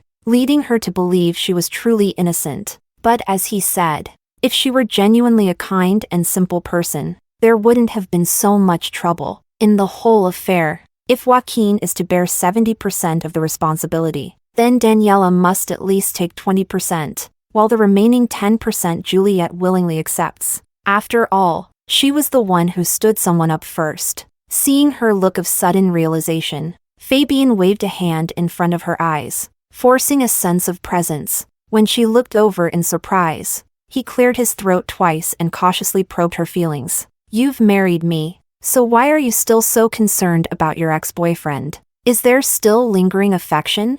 For some reason, Juliette sensed a hint of bitterness in those words. But soon, she dismissed that thought. Their marriage was merely a transaction. They hadn't even been married for 24 hours, and he probably had no feelings for her at all. How could he possibly be jealous?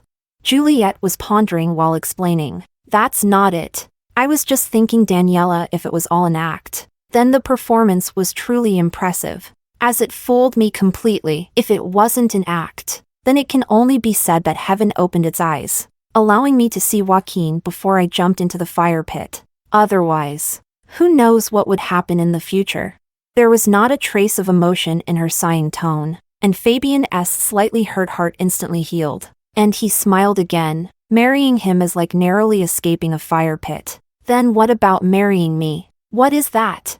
Juliette looked up, stared at him for a long time. Before daring to reach a conclusion, Grandma said, "Isn't it for the benefit of the people?" As soon as she said this, Fabian became displeased, counting off on his fingers to prove his point. I'm only 1 year older than you. Right now, I'm the leader of the Fabian group, which makes me quite accomplished for my age. Wouldn't you say? I'm good-looking, and every family with a daughter in my circle is hoping I'll become their son-in-law. I'm quite the catch in the matchmaking market, right? With such excellent conditions, I've still managed to keep my integrity intact, without any scandals for over 20 years. I'm also charming and humorous. Aren't you satisfied with all this? Juliette was amused by his serious demeanor and began to count on her fingers. You are the leader of the group, busy with work every day, and I have to fly all over the world. After marriage, we will definitely see each other less and less. You are good-looking and everyone has their eyes on you. So won't I be surrounded by enemies? Always on edge? You have no scandals. But rumors say you are not interested in women, and I would just be a decoration at home. She spoke with conviction. Fabian listened for a long time without knowing how to refute her. When he heard the last sentence, the corners of his mouth couldn't help but curl into a smile as he reached out to wrap his arm around her waist. Are you afraid I'll marry a trophy wife? What? On the very first day of our marriage, has my wife already developed feelings for me? The warmth in his hand made Juliette's temperature rise as well. The atmosphere suddenly became a bit ambiguous, and she turned her head away uncomfortably, still mumbling to herself. Grandma was right. Taking you in was truly a huge sacrifice for me. As soon as the words left his mouth, a delighted voice came from behind him. Young master, madam, the old lady has invited Mr. Han and Mrs. Han over. You should come back quickly. A single sentence made Juliette open her eyes wide, silently looking at him, questioning him with her gaze. Fabian was pushing her towards the living room, his voice filled with laughter. Now that I've married you, of course I need to report such an important matter to my parents. What do you think? Am I a thoughtful son-in-law?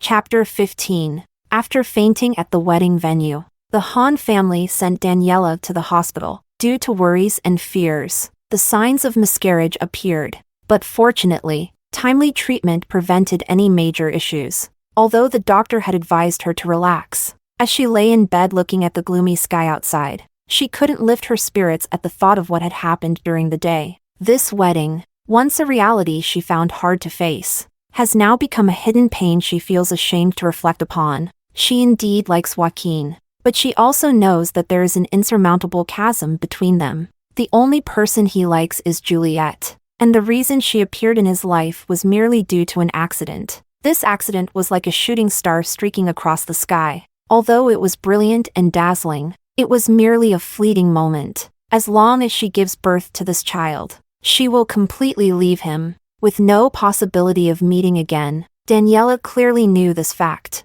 yet she still couldn't help but sink into it, lost in the gentle gaze he cast her way. And for Juliette, she always harbored a sense of guilt. After all, if it weren't for her unexpected incident, Juliette should have had a happy and fulfilling marriage. So every time she saw her, Daniela would instinctively lower her head, unable to meet her gaze. But she could still feel that Juliette must have sensed something. The guilt and unease of disrupting someone else's relationship always plagued Daniela's heart. When she saw Juliette run away from the wedding, to be honest, she felt a bit of relief and secret joy, as it meant she had another chance. But when Juliette publicly mentioned the child, she felt like a rat exposed in broad daylight, and the dark, heavy emotions that had been suppressed in her heart surged forth, leaving her nowhere to hide before she fainted. Now that the fetal condition is unstable, her already fragile emotions are further burdened with worry. By the time Han old lady arrived in the evening, she had only eaten a little of the dinner brought by the caregiver, and was immediately scolded. "Daniela, you're pregnant, and you only eat this little? How can the baby get enough nutrition?" Hearing the accusatory tone, Daniela felt a surge of anxiety in her heart. Although she had no appetite, she still picked up the chopsticks. Only then did Han old lady nod, picking up the medical record beside her to read, her brows furrowing tighter. Looking at her expression, Daniela's heart began to race. Although this high-ranking elder has always been kind to her, she knows it is only for the child in her womb. Now that the child's condition is not good, she bears an undeniable responsibility, so she feels particularly tense in front of the old lady. And as she expected, after understanding the basic situation, Han the old lady began to lecture, perhaps influenced by the events of the day. Her tone was far from calm, and her choice of words was somewhat aggressive. Daniela was already afraid of her, and after such a lesson, tears began to well up in her eyes. So when she saw Joaquin push the door open, she looked at him with hopeful eyes as if he were a savior. But as soon as she saw his haggard and desperate face, she was completely stunned. Having known him for so long, it was the first time Daniela had seen him with such an expression, and her tone inevitably carried a hint of pity. "Han, what's wrong? Are you feeling unwell?" In the face of her concern, however, Joaquin remained indifferent. He strode over to the bedside, his gaze fixed on her belly, his tone filled with determination. "I want to terminate this pregnancy." As soon as this sentence was uttered, both women were taken aback. Daniela was in disbelief, while old lady Han stood in front with a face full of anger. "As long as I live in this world for one more day, you can forget it. This is the bloodline of the Han family." Chapter 16. Neither the grandfather nor the grandson was willing to back down. The atmosphere was tense and ready to explode. Joaquin clenched his fists, madness swirling in his eyes. "This is my child. You have no right to interfere with my choice." Han the old lady was so provoked by his words that she nearly had a heart attack, slamming her hand down on the table. "I have no rights. Daniela has that right. The child is in her womb. She is the child's mother, and the decision to keep or not keep should be in her hands." With a single sentence, the flames of rivalry were ignited upon the trembling Daniela. Under the oppressive gaze of the two, she lowered her head, her fingers tightly twisting the hem of her skirt. She knew clearly that this child was her only chance to stay close to Joaquin, so she could not afford to lose this child. The choice to stay or leave was not in her hands. Han old lady did not know about the agreement she signed with Joaquin, but she knew because it was written in black and white on the contract. So for the past few months, she had been nervously obeying all his demands, just to be able to stay by his side. But now he says he wants to get rid of this child. Daniela's bleak world suddenly fell into darkness. She could vaguely guess what it was for, yet deep down, there still existed a glimmer of hope. So she mustered the courage to look up at him and asked a question. "I need a reason, Han, to get rid of the child." Han thought the old lady would side with Daniela. Seeing her suddenly ask such a question, the old lady looked over with a cold expression. "No reason is acceptable. I will protect this child." Joaquin knew that Grandma had an unusual stubbornness regarding this child, but he had also made up his mind not to explain further, and his gaze shifted to Daniela, his icy tones softening slightly. "The child and Juliette cannot coexist. I want Juliette." "I'm sorry." Hearing this sentence and recalling what happened in the afternoon, Han the old lady felt a deep frustration, and immediately began to scold. Daniela felt as if she had fallen into an ice cellar, her limbs nearly frozen stiff by the icy wind and snow. A grayish-white hue washed over her face, her eyes dull and lifeless, as she collapsed back against the headboard, tears streaming down her cheeks. The argument between the grandfather and grandson escalated, the shouting nearly shaking the ceiling, and neither could convince the other. Joaquin lost his patience and directly called the doctor to start inquiring about the miscarriage. Han was infuriated by his action, collapsing to the ground and fainting. The sick room was in chaos. Daniela seemed as if she had lost her soul, completely unaware. She stared blankly out the window, her mind a complete void, with only the words "I want Juliette" echoing in her head. She was not surprised that Joaquin would make this decision. She had even anticipated it, but when it really happened, she still found it hard to accept. So when Han, the old lady, woke up and told her that the child could stay, she immediately broke down in tears. In the face of fruitless struggle, Joaquin felt a profound silence in his heart. Hearing the sound of crying, his anger burned even more fiercely, and he directly slammed the door and left. But once he sat in the car, looking at the empty space beside him and the pitch-black night, he felt like an isolated island in the deep sea. The only lighthouse that could illuminate him was completely extinguished today. He was lost in the endless waves. Chapter 17. A phone call in the dead of night shattered Juliette's sweet dreams. She was utterly exhausted, unable to open her eyes, and reached out a hand to fumble on the bedside, instinctively pressing the answer button. On the other end of the line was Joaquin's voice, sounding as if he were drunk, with a choked tone. "Juliette, where are you? Why haven't you come home yet? Don't you want me anymore?" In her haze, Juliette couldn't make out exactly what he was saying. However, the Fabian lying beside her heard it all clearly. In the dim light, he looked at the somewhat dazed Juliette, gently took her phone, walked to the balcony, and stared at the notes on the phone for a while before slowly speaking. "Han, how much have you drunk? How could you call my wife's phone? Shouldn't you be contacting Miss Daniela?" Hearing Fabian's voice, the alcohol in Joaquin's system instantly sobered him up a bit, and his rationality returned briefly. "What right do you have to answer Juliette's phone without permission?" As soon as he heard this angry question, Fabian's mood instantly brightened, his tone filled with delight. As her bedside companion, "It seems Han's own. Disturbing my wife and me in our sweet dreams at this hour is rather inappropriate, don't you think?" With just one sentence, it made Joaquin so angry that he hung up the phone. Listening to the beeping sound in his ear, Fabian smiled, opened the notes, and changed Joaquin to Han's own. Then, he scrolled up a bit to find himself and changed Fabian to husband. After rewriting all the social media apps, he finally closed his phone with satisfaction and returned to the bedroom. Juliette was still fast asleep. He put down his phone, returned to bed, and reached out to hold her in his arms before finally closing his eyes. The next day at noon, after sleeping for more than 10 hours, Juliette woke up to a message from Emma. "Joaquin was in a car accident last night due to drunk driving and got a bit hurt. Did you know?" Juliette certainly didn't know, but she vaguely remembered receiving a phone call last night, so she picked up her phone to check. The call showed 3 minutes, but she had no memory of it at all. Looking at the time displayed on her phone, which was 3 in the morning, she couldn't help but wonder, could this have been a distress call after his accident? If it really was, then was she being a bit unkind?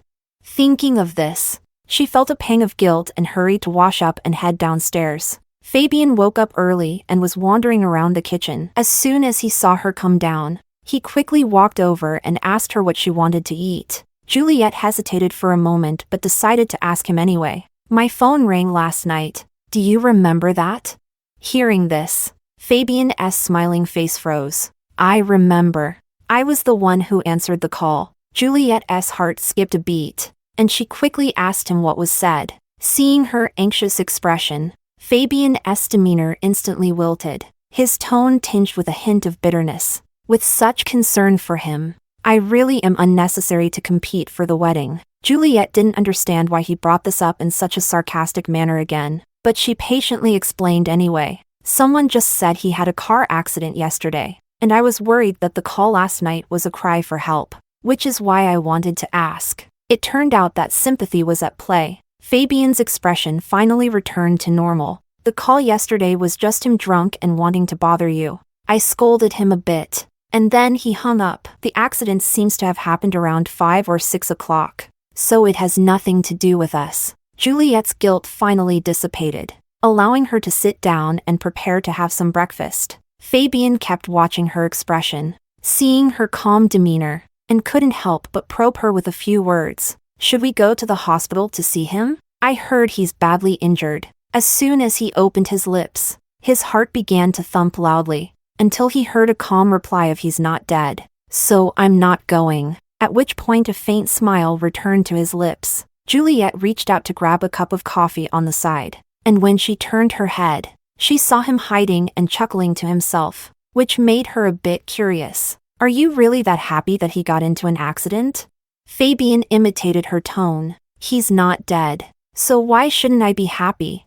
Chapter 18. Joaquin stayed in the hospital for half a month. Juliette didn't send a single message of condolence. He looked at the hundreds of messages he had sent, with no replies from her, and felt himself on the brink of collapse. Beside him, Daniela held a bowl of congee, wanting to offer it to him but hesitating to speak. Since that wedding, Joaquin had returned to his initial indifference towards her. No matter what she said or what topics she tried to bring up, he ignored her, lost in his own world, becoming increasingly despondent. At first, Old Lady Han would come and advise with great earnestness, but after being ignored a few times, she no longer bothered to come. Meanwhile, the company's secretary assistant received orders for leave and did not set foot in this place. So in this sick room, apart from the doctors and nurses, only Daniela frequently came and went, taking care of his daily needs. Under the influence of the persistent cold atmosphere in the room, her mood became as gloomy and heavy as a layer of dark clouds. On the day of Joaquin's birthday, Old Lady Han did not come but sent a cake through someone. Daniela felt anxious as she pushed the cake in. Joaquin, who had been silent for over 10 days, finally spoke when he saw the cake. "Who sent it?" The old lady. Joaquin's heart, which had just ignited a glimmer of hope, was extinguished once again. His brows were tightly furrowed, and his bloodshot eyes were filled with disgust. "Throw it away. I don't want to see it." Daniela couldn't understand why the relationship between them and the old lady had turned into what it was today, but she had deeply benefited from the old lady's kindness, and at this moment, she couldn't help but say a few good words for her. But Joaquin couldn't listen at all, instead becoming increasingly agitated, and directly picked up the cup to smash the cake onto the floor. The cream slid down Daniela's leg, startling her with the noise, and she barely managed to hold onto the table to avoid falling. Joaquin showed no guilt or pain on his face, and sternly told her to leave as well. Daniela had repressed emotions for a long time, and in this moment, she finally couldn't hold back any longer. She walked to his side in tears, her voice filled with sorrow. "If you must blame someone, blame me. Please don't take it out on the old lady, all right? She's old and in poor health. She can't handle the stress." Whenever he saw her cry, Joaquin would feel a pang of compassion. But now, no matter how much she cried, like a pear blossom drenched in rain, he showed no reaction, coldly watching her. "Do you think that with her backing, you can marry into the Han family just because of this child? Let me tell you, stop dreaming. In this lifetime, I will marry no one but Juliette." Every word cut deeper than the shards of glass scattered on the ground, leaving Daniela's heart riddled with scars. She shook her head repeatedly, crying so hard that she could barely catch her breath. I just want to stay by your side. Never thought about having a title." Joaquin didn't want to hear her crying here. He yanked the syringe off his hand and left the sick room directly. Daniela worried about his health and hurriedly chased after him. The two of them arrived at the stairway, one in front and the other behind. She grabbed his hand and pleaded desperately. "Your health isn't good yet. Can you please go back and rest? I'm begging you." Joaquin, without a second thought, shook her hand off forcefully. In a moment of weakness, Daniela lost her balance and fell down the stairs. She screamed as she rolled down, her face filled with terror, desperately trying to protect her belly. But blood continued to flow profusely. Severe pain radiated from her abdomen. She felt as if she was being torn apart,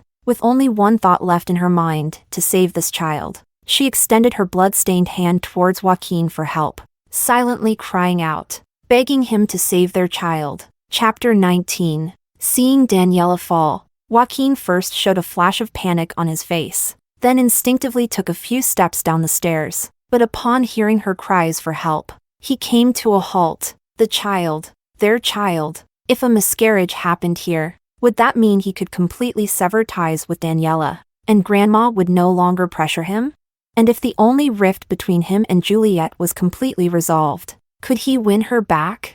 Once this thought took root in his heart, it instantly began to grow wildly like weeds. He lowered his eyes, watching Daniela struggling in a pool of blood, a flicker of compassion in his gaze. Yet he made no move. Dark, thick blood slowly seeped down the stairs. Gradually, Daniela's struggles became weaker, the sounds she made fading into silence. Joaquin held onto the railing, walked to her side, tiptoed carefully to avoid the pool of blood, and stared at her intently. She closed her eyes, her eyelashes trembling slightly, her face smeared with a mix of blood and tears, looking both pitiful and terrifying. With the goal achieved, he should have felt ecstatic, but for some reason, when he saw her like this, a twinge of pain stirred in his heart. Yet this pain was very slight, a fleeting moment, far less than the despair Juliette's elopement had brought him. So he remained silent for a while, before she completely lost consciousness.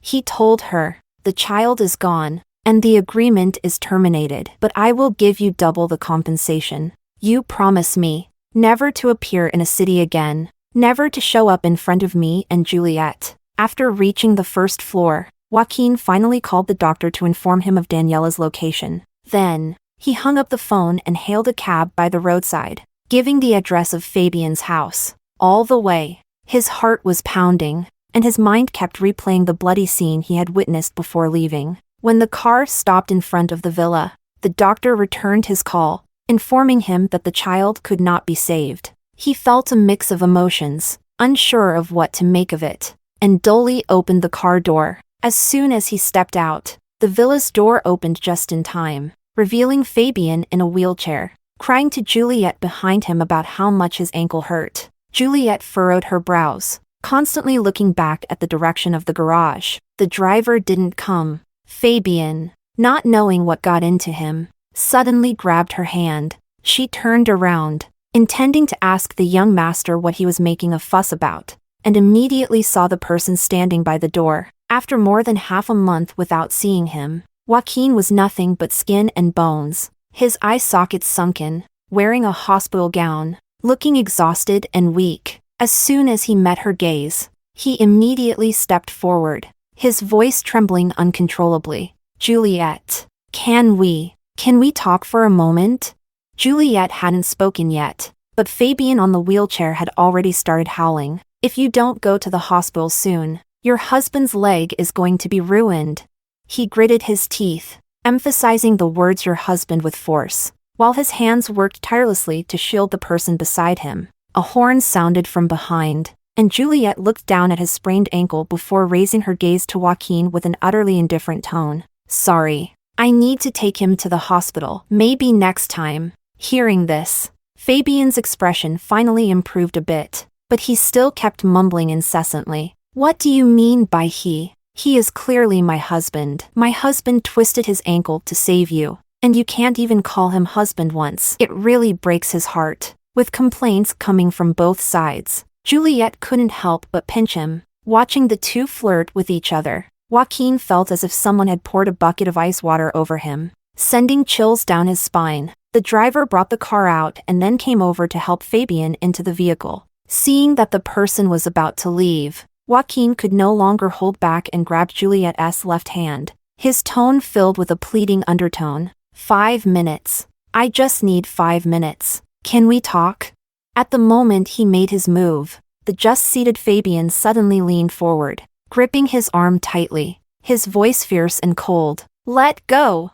What right do you have to order me around? You're pulling my wife. Let go!" Chapter 20. Seeing the two of them arguing again, Juliette felt a headache coming on and raised her right hand to cover Fabian's mouth. "Enough!"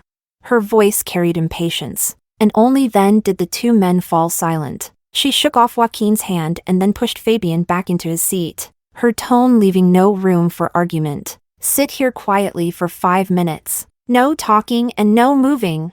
Seeing her expression, Fabian didn't dare to argue, his eyes wide with understanding. Only then did Juliette let him go, pull the car door shut, and walk 10 meters away. With Joaquin hurrying to catch up, she turned back, and when she saw Fabian's longing gaze, she sighed silently. "What is it? Go ahead and say it." Joaquin stood awkwardly beside her. Hearing this, he looked up at her, his expression particularly complex. After half a minute of silence, he took a deep breath and spoke his mind. "Daniela and I are completely done. The baby is gone, and she will never appear in front of us again. Juliette, you know, I only have you in my heart. Can you give me one more chance?"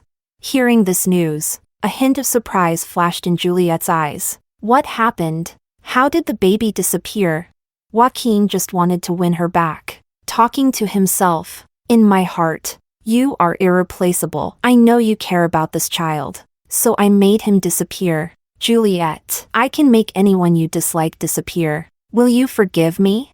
He said this with such excitement, as if he had done something good and was seeking praise. Seeing his nearly insane demeanor, Juliette was filled with shock and couldn't help but take 2 steps back. "But that is your own flesh and blood. Can you really be so heartless? Daniela loves you so much. Why would she agree to get rid of this child?" Seeing the fleeting fear on her face, Joaquin hurriedly explained, afraid she would misunderstand. "No, it wasn't me who caused the child to die. She fell down the stairs and miscarried. Juliette, it was just an accident, and it has nothing to do with me." Joaquin's body tensed as he spoke, his facial muscles twitching and his eyes darting around. Intuition told Juliette that this matter was not so simple. A dissatisfied voice from behind, Fabian, reminded her that time was running out. She had to be brief and asked some urgent questions. "When did the miscarriage happen? She has no family. Why weren't you by her side?" Joaquin stared at her intently, his mind filled with thoughts of reconciliation. "An hour ago, I had someone save her and gave her a lot of money. She will be fine. I just wanted to come over early to tell you this news. Juliette, now all obstacles have been cleared away. Can we go back to the way things were? As if nothing ever happened, okay?"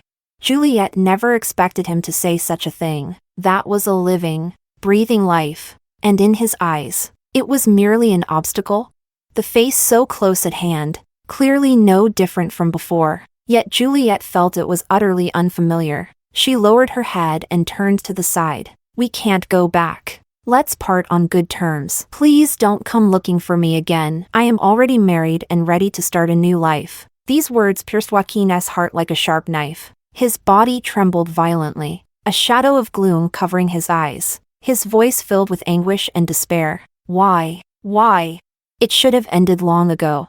On the night I flew to Italy, it should have ended. I said I have obsessive-compulsive disorder. So let's stop here." Joaquin. Chapter 21. When he got back to the car, Fabian's face was as cold as ice. He was waving his watch in front of her, his tone filled with indignation. 7 minutes. You're 2 minutes over."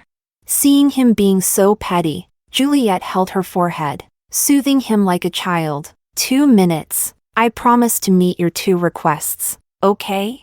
With the appeal successful, Fabian's expression immediately returned to normal as he held her hand in his palm. "All right. The first request is that you must tell me everything you talked about." Juliette could only hold her patience and recount everything in detail. Fabian finally calmed down. After arriving at the hospital and completing the examination, the doctor said there was nothing wrong and suggested visiting a traditional Chinese medicine practitioner for acupuncture. Juliette then pushed him to the nearby traditional Chinese medicine clinic, and as soon as the needle was inserted, he began to cry incessantly in her ear. She was thinking about Daniela. While Fabian kept interrupting her, she became increasingly restless and had to say she was going to the bathroom. As soon as she stepped out, she returned to the hospital and used her connections to inquire about Daniela's sick room. Pushing open the door to the sick room, she saw Daniela's face, pale as paper, and her hollow eyes, leaving Juliette with mixed feelings.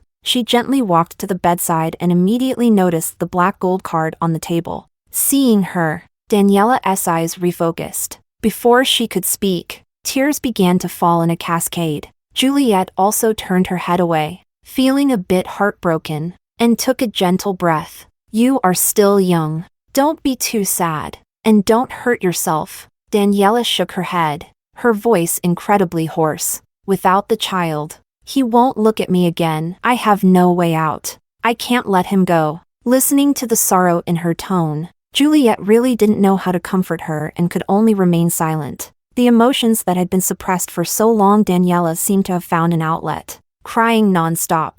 I know I don't deserve him. I know he only has you in his heart, but I like him just as he likes you, and I can't help it. If it weren't for this child, he and I would never have crossed paths in this lifetime. Yet fate plays tricks on us. He came into my life and saw such a small and ordinary me. How could I not be moved?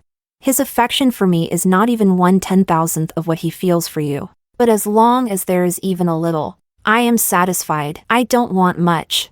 I just want to stay by his side a little longer, even if it's just for the child's sake. But the child is gone, and with it, everything is lost. I have fallen back into the mud, only able to look up at him, having gained something, only to lose it again, is 1,000 times more cruel than never having it at all. Isn't it, Juliette? As she was going upstairs, Juliette contemplated whether she should advise Daniela to give up on Joaquin. After all, the words he had just spoken were too cold and heartless. Certainly not the kind of man one could entrust their life to, especially for someone like her from an ordinary background. But now, listening to her tearful confession, Juliette felt that no matter what she said, it would be somewhat out of place. Moreover, Daniela was completely devoted to Joaquin, and no matter how much she said, it would fall on deaf ears. The only thing she could do was to quietly sit by and act as a loyal listener. After venting all the pain in her heart, Daniela gradually regained her composure. The ringing sound echoed, and Juliette picked up her phone. Upon seeing the number, a complex expression flashed in her eyes. She turned her head to glance at Daniela before answering the call. Juliette, why did you burn all the memories between us to ashes? Are you really so heartless as to want to sever all ties with me? But don't you know that I can't live without you? Although there was some distance between them, Joaquin's voice was so piercing that Daniela almost instantly heard it. Seeing her getting excited and about to stand up, Juliette worried that she couldn't handle it and quickly hung up the phone to comfort her. The next second, Joaquin's call came in again. No matter how Daniela persuaded him, he refused to listen and insisted on taking her phone. Pressing the speaker button, I once vowed that I would only marry you in this lifetime. Juliette, if you are unwilling to give me another chance, then I will jump from the top of the villa, whether you come or not. It's all up to you. Chapter 22. Juliette did not expect that Joaquin would be driven to the point of threatening to die. After hearing this, Daniela ran out of the hospital like a madwoman, disregarding everything. She had a premonition that something was going to happen, calling the police while chasing after Daniela. Just as she reached the ground floor, she ran into the sulking Fabian, who was about to complain when Juliette pushed him forward and hailed a cab. Upon hearing her mention the address of that villa, his expression darkened even further, staring at her with eyes full of resentment. Haven't you forgotten about? Joaquin is going to jump off the building, and Daniela has gone over too. I'm worried something will happen. The words old lover stuck in Fabian's heart. Life and death were at stake. He dared not be jealous recklessly and quickly contacted someone to inquire about the situation. Upon arriving at the villa, as soon as they got out of the car, the couple saw two figures by the rooftop. The emergency services arrived first, already setting up a rescue air cushion downstairs, while Han old lady collapsed on the ground, crying out in despair. As soon as the door to the rooftop was pushed open, both Joaquin and Daniela turned to look at her. One had hope rekindled in his eyes, while the other was filled with pain. Juliette walked through the crowd, slowly making her way to the edge of the rooftop. Reaching out her hand towards Daniela, she was taken aback, making no move, and turned to look at the person beside her. Meanwhile, Joaquin's gloomy expression deepened a bit more upon seeing Juliette's actions, maintaining this position for a full 3 minutes. Daniela did not extend her hand. Juliette nodded her head, withdrew her hand, and spoke heavily. He wants to commit suicide. Are you going to accompany him too? He is a young master of the Beijing circle. Whether he dies or is injured from this jump, There will be someone to clean up after him. But what about you? You are just an ordinary person, with family and friends. Don't you think about them at all? As soon as the words were spoken, both of their faces changed dramatically. Juliette did not look at Joaquin. She quietly watched Daniela, who was in tears, and continued to comfort her. He didn't jump for you. Even if you committed suicide, what would it matter? Not liking someone means not liking them. You would only be throwing away your life for nothing, for someone who doesn't even have you in their heart, causing so many friends and family to be heartbroken. Do you really think it's worth it? Juliette's voice was not loud, but it fell on Daniela's ears like a thunderclap. She did not look at her. Her gaze remained fixed on Joaquin, but he did not look at her. His gaze was fixed on Juliette. That focused, resolute gaze had never fallen on her before. Daniela had to admit that what she said was all true, but the truth pierced her heart like a poisoned needle, causing her unbearable pain and making her weep like rain. She asked Joaquin in a hoarse voice, "Finally, have you ever liked me?"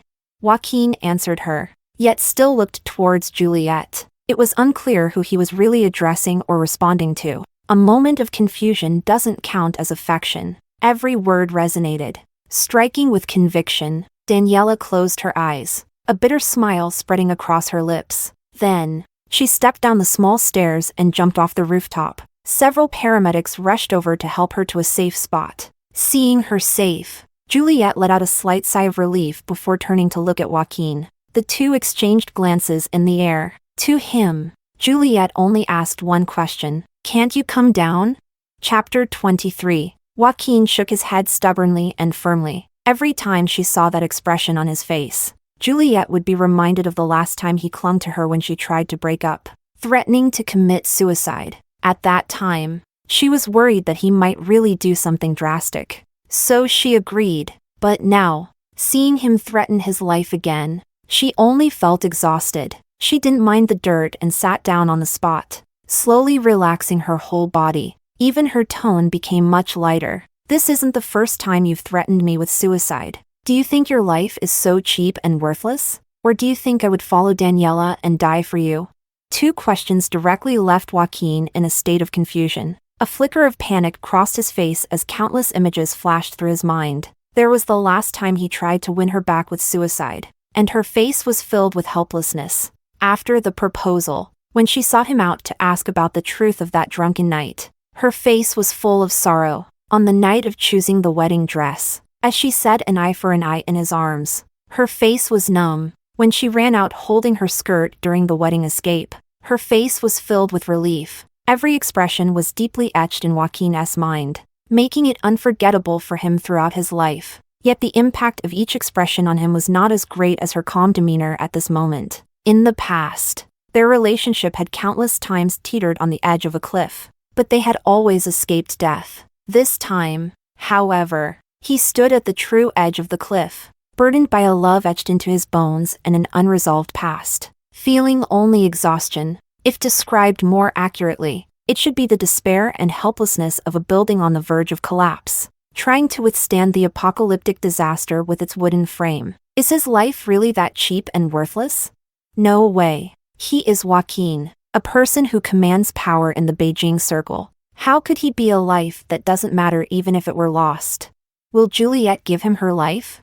No. She loves him, or rather she loved him, but the only one she has ever truly loved was never him. She loves dancing more than she loves him, and she loves herself more than she loves him. Joaquin knew, had always known, yet he still fell in love with her like a moth to a flame, and his love for her not only surpassed hers but also surpassed his own. So, after losing her, he would recklessly stand on the rooftop. It was merely to prove that she still had him in her heart. As long as there was even a little bit, he would brave any danger, willingly. For Joaquin, he had no way out. He could only go all in. But Juliette's expression at that moment told him he had made the wrong bet. So he instantly became flustered, unable to articulate his thoughts. His words jumbled. "You promised me. You promised to give me a chance to start over. You even signed your name on that promise. But today, when I went to find that promise, the butler told me you burned it. You burned it all. Juliette, why are you going back on your word? Don't you remember the promise you once made to me?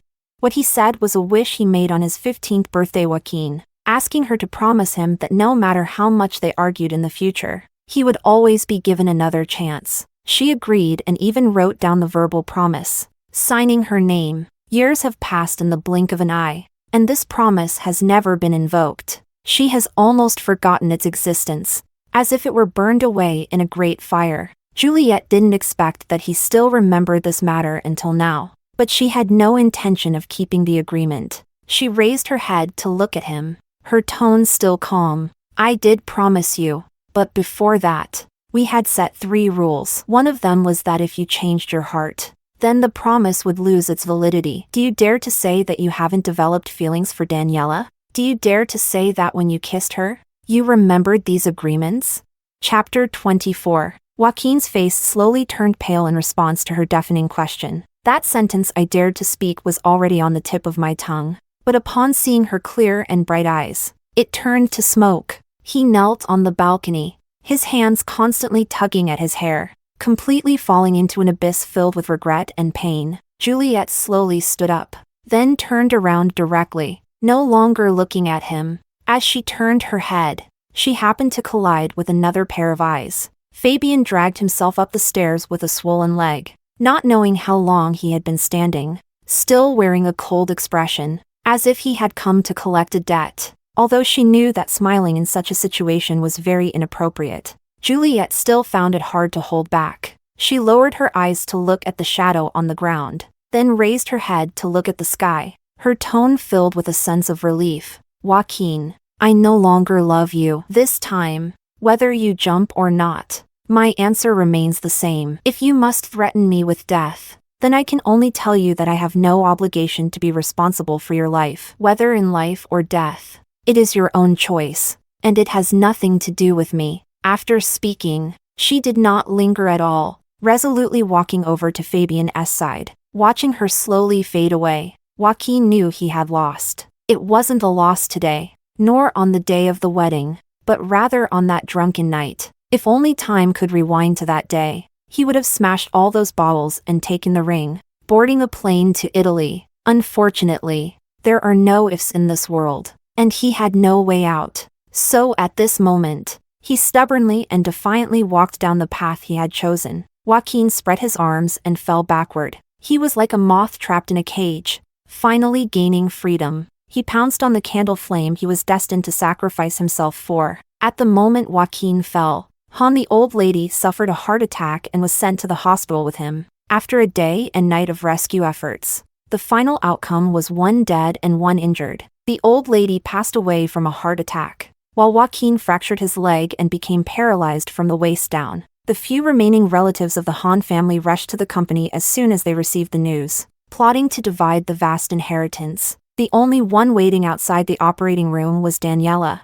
She dragged her extremely weak body to hold a funeral for the old lady, and then stood outside the ICU for a full 3 months, signing 16 critical illness notices. By the time Joaquin woke up again, the internal strife of the Han family had just concluded. One of his distant uncles received the bulk of the inheritance, came to the hospital, and left 5 million, claiming it was the distribution of the remaining estate. This 5 million, plus the 4 million that the Han family had previously transferred to Daniela, just about covered the medical expenses for this period. Everyone in Beijing knows that the once prominent Han family scion is no longer the same as before. When the tree falls, the monkeys scatter. No one comes to visit anymore. Daniela used the last bit of money in her account to buy a wheelchair and pushed Joaquin back home. Her home, just rented, is a 10 square meter apartment. The two of them are cohabiting here. She quit her job and works 3 part-time jobs every day just to take care of him. Joaquin cannot accept this reality and spends his days seeking death. Daniela pulled out a long hospital bill and handed it to him. You owe my child a life, and you've spent all the money you promised to give me. Why should you still be alive? Looking at her bloodshot eyes, Joaquin could no longer speak. Yeah, what gives him the right?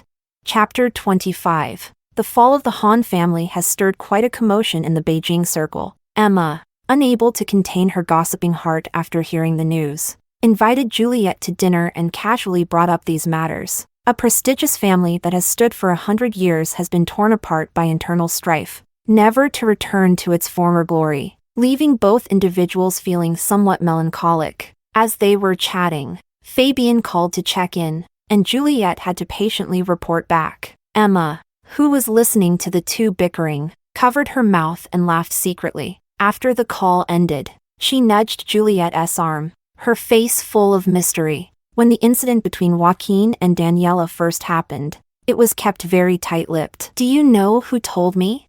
Just by looking at her expression, Juliette knew that things were not simple. After all, she was far abroad at the time, and it was Emma who informed her about this matter. To this day, Juliette is somewhat curious about where she got her information from. Emma leaned closer to her, casting a knowing glance at her phone. It was Fabian who brought this up with me. I was curious at the time why he cared about such things, but now it seems he had ulterior motives all along. She spoke vaguely, and Juliette was left puzzled, insisting that she clarify.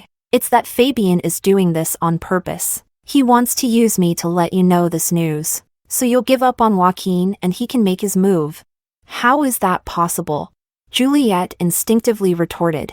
Emma looked at her with an expression of disbelief. How could it not be possible? On the day of the wedding snatch, he asked me to help him get your documents. When I refused, he told me outright that he had secretly loved you for over 10 years. Later, I asked a few of his friends around him, and they all said it was true. After being married for so long, you still didn't know?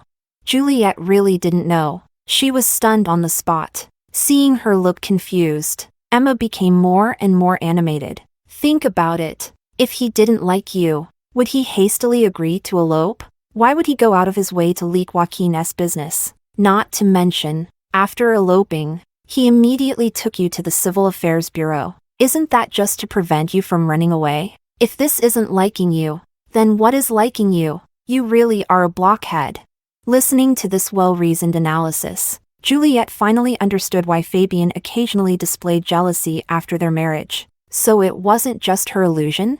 He really likes her, which is why he clashes with Joaquin, ignores her absurd reasons for trying to steal the wedding, insists on marrying her immediately, and clings to her every day. Everything has its traces. She just hasn't moved on from her previous relationship, so she remains oblivious. Seeing her look of sudden realization, Emma's smile grew even more unrestrained. She pulled Juliette and shared all the secrets she had learned. Back in middle school, when Juliette was practicing dance, many boys were peeking from the windowsill, and it was Fabian who had someone teach those boys a lesson. At 17 or 18, she had an unexpected injury that nearly ended her dance career, and it was Fabian who stepped in, asking an elder from the family, over 80 years old, to treat her. 3 years ago, she was trapped in Iceland due to a snowstorm, and it was also Fabian who secretly organized the rescue team. To this day, Juliette only now realizes that those little strokes of luck she thought were blessings from above actually had someone behind them. Fabian has been silently protecting her from behind, but she didn't notice at all. For an entire afternoon, listening to Emma talk about these old stories, Juliette felt a mix of emotions. In the evening, at the agreed time, Fabian arrived on time at the cafe to pick her up. He still had that nonchalant demeanor, leaning against the car door, and as soon as he saw her, a casual smile appeared at the corner of his mouth. Why have you been talking for so long? What bad things did Emma say about me? If it's too much, I might have to request a confrontation. Hearing him say those jokes again, somehow, Juliette found him a bit charming. With a smile on her lips, she slowly walked to his side, mimicking his tone. Well, you said quite a bit, claiming that you have a crush on me. Is there any truth to that? As she said this, she suddenly leaned close to him, startling him and causing a flicker of panic across his face, making his words come out in a jumble. I always say I like someone openly. How could it be a crush? With just one glance, Juliette knew he was merely being insincere, and she wanted to tease him even more. She threw her handbag to him, raised her hands, and showed a look of regret. I was thinking that if it were true, We could hold the wedding and publicly give you a title. Since you say it's a non-existent matter, then let's forget it." Upon hearing this, Fabian instantly panicked, grabbing her hand and pulling her into his embrace. "It can't be counted. I was lying to you. It's true. I really have a crush on you. And you don't even know. Can't you give me some wedding compensation for this?" Fabian said this with a sparkle in his eyes. For some reason, Juliette remembered the look he had when they met at the cafe, the same gaze he had when he heard about the wedding being interrupted, as if stars were shining in his eyes. It turns out that the trajectory of fate began to shift from that moment, and she was completely unaware. Fortunately, everything is still in time. She reached out her hand, embracing him back, feeling the warmth in his arms, her voice tinged with a smile. "Sure, whatever kind of wedding you want, I will compensate you for it. No backing out. Absolutely no backing out."